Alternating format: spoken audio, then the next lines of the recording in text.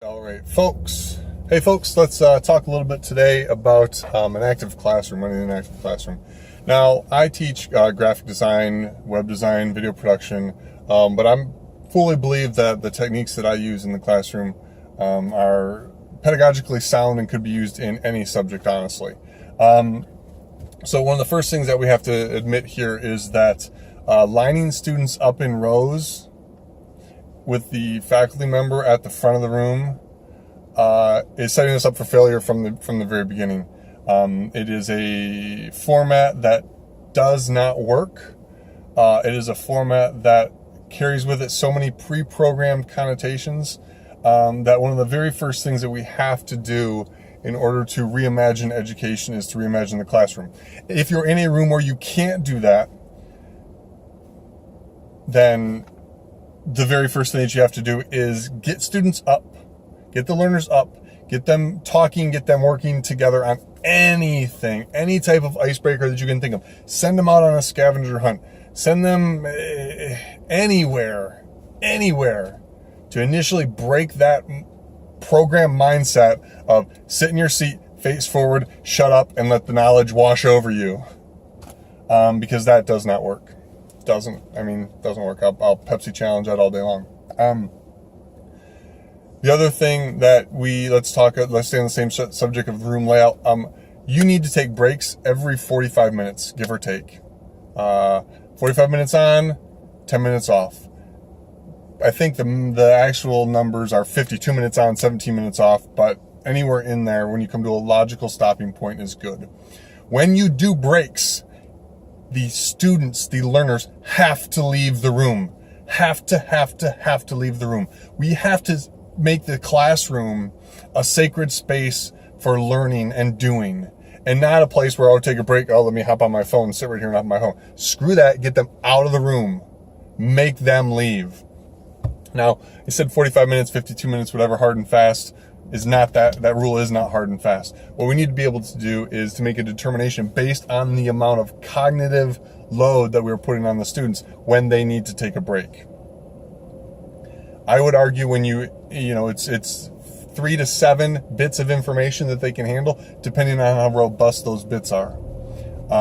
So maybe it might be, and this is where the art of teaching comes in, you may be reading the room and seeing some fatigue or eyes glazed over or questions that, whatever it is, whatever feeling you get in the room, that's when you can take a break. And if you don't have time because of trying to cover content, give them a short break. Because here's the thing, if they come to this point of cognitive ability, cognitive load, it doesn't matter. It's not about covering content at that point, because once they're here, there's no more room for anything else. You have to give them that break for that stuff to settle in and make them leave the room. Make them leave the room. Active classroom is not just, hey, here's my blah, blah, blah, blah, blah, blah, blah. Active classroom is, what do you think? Get into groups, come up with this, dissect this, re-engineer this, look at this, do something. Now, obviously, there's some level of showing that we must do as part of our instruction. That is just the nature of the beast, because typically we know more, we should know more than our learners. Getting a car wash here, folks. The bugs were crazy on this drive. Let's do, sure, why not? So let's go ahead and think about, right, as a learner, what do I need to do? Wait, it's not making any noise at me. Please wait. Okay. Maybe they'll tell me to go here in a second. But anyway, like, as a learner, right, like, you cannot sit there and be inactive and expect to learn anything. Make them take notes. Tell them, hey, stop right now and write this down. Don't expect them to know how to take notes. That's one of the biggest fallacies that there is. I've seen students try to write down every single word that a faculty member says. That is just not taking notes. That is not taking notes. We need to teach them to take notes. Tell them what makes sense. Draw something on the board. Have them write it down. Have them get up and get into groups and figure stuff out on their own and make mistakes. The biggest thing in an active classroom that you have to be okay with is letting the students make mistakes. Classroom needs to be a place where failure is okay. It's a safe space to think about things differently, to say stupid things, to make dumb ideas come out. Because some of the dumbest ideas have become some of the greatest inventions of our time. If you're not getting laughed at, if you're not getting made fun of, if you're not getting ridiculed for thinking differently, then then you're not learning, then you're not thinking, then you're not doing. All the successful people in this world have done things differently than the status quo. And that's what you need to do in the classroom. Break this monotony of all the hardcore dance that has gotten to be a little bit boring because we're sitting there in a trance. I just listened to Summertime on this drive, Fresh Prince in the house. But anyway, break the mold. Be something different. Show them, do things, and then to cap it all off, to cap all of this off, the only way this works is for the student, the learner, to reflect. Thinking about your thinking, reflecting on what you did, reflecting on what went right, what went wrong, what you would do differently. All of that is the most important piece of this puzzle.